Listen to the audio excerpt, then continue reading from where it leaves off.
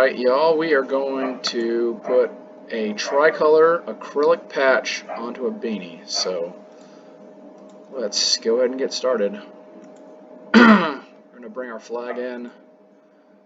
These are the settings that I always use, seem to give me the best results on the trace feature. Alright, so we've got our flag over here now. Size that up a little bit. I've got my SVG over here from a different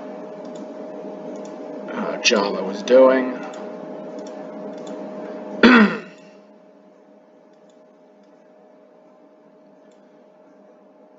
So now we're going to add text.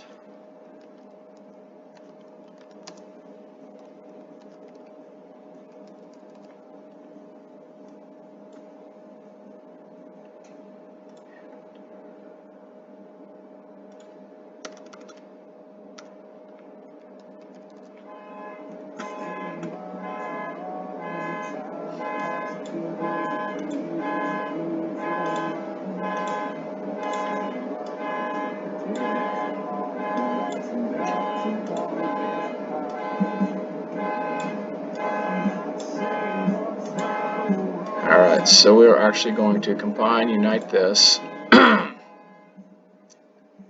then we'll get an outline on this. We're going to go a little bit bigger so it incorporates everything. And then we'll bring it back down.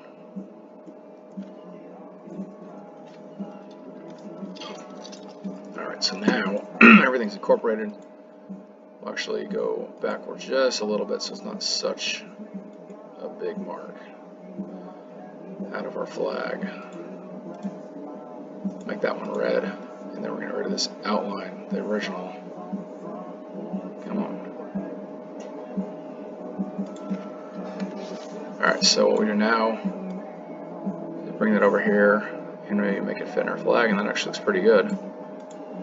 So get rid of our boat. Highlight both of these and subtract.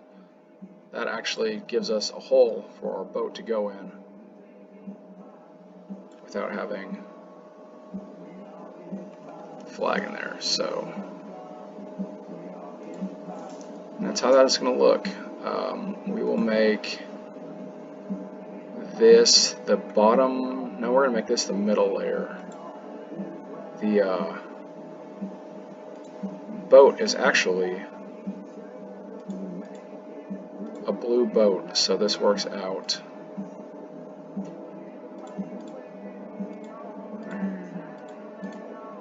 Make this black. That's going to be our middle layer. This will be our bottom layer, which is actually blue. Let's make sure we're right here. Okay, now we'll take a rectangle to get our cut line here. Let's get right on the edge. Make it red. That's my choice for my cut line here. We're going to get a little bit of radius, get rid of the sharp corners. Alright.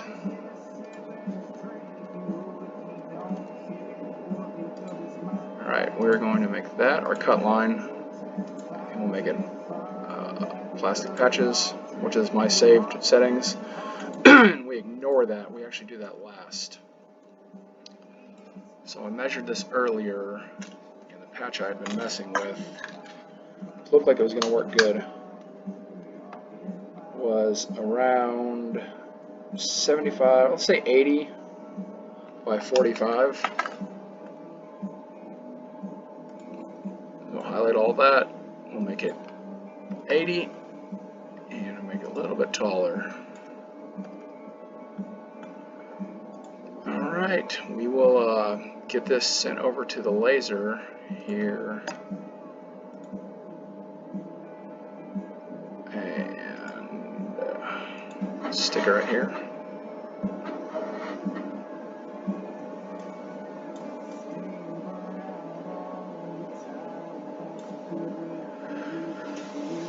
Alright, and I will show you what I actually do here.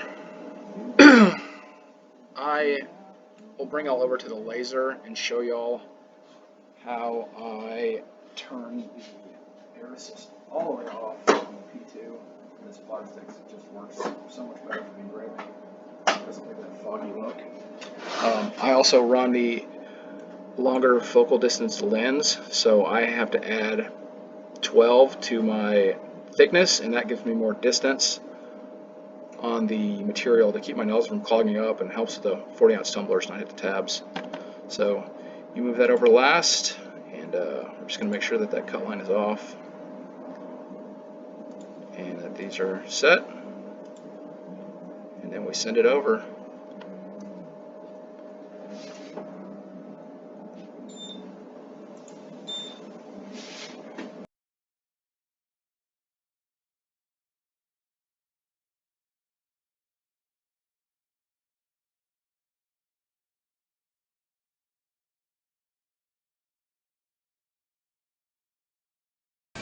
Alright, y'all, the engraving just finished up. Let's switch over and knock out the cut line real quick.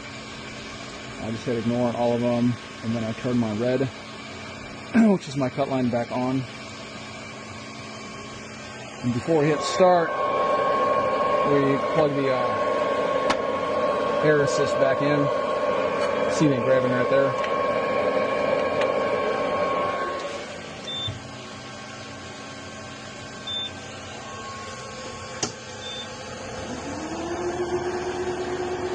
We've got the new Xtool external fan plugged in, fired up, and you can see the smoke is just gone.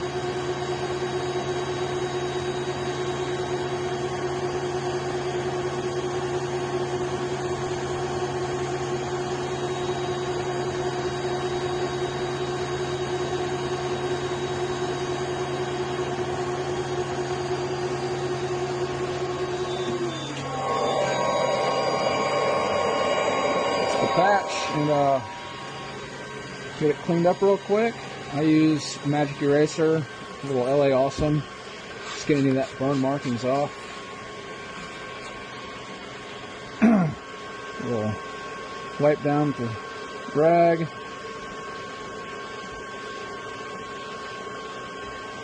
Take the paper off. No, I've done this before, but set your beanie like this, and I turn mine inside out just to make sure I don't mess up, and put it on upside down. Might have done that before.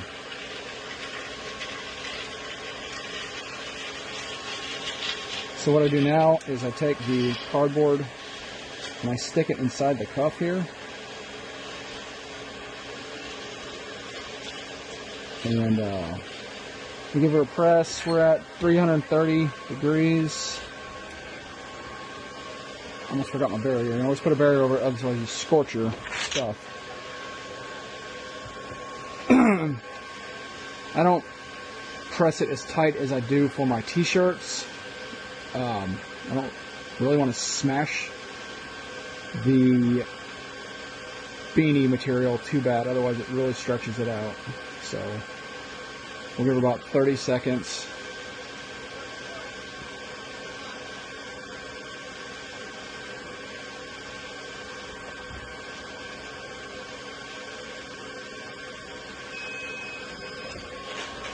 Once it's done, it's on there. Now I'm going to go ahead and curve this a bit, just because it is a beanie and it fits your head. So while it's hot, it is pliable.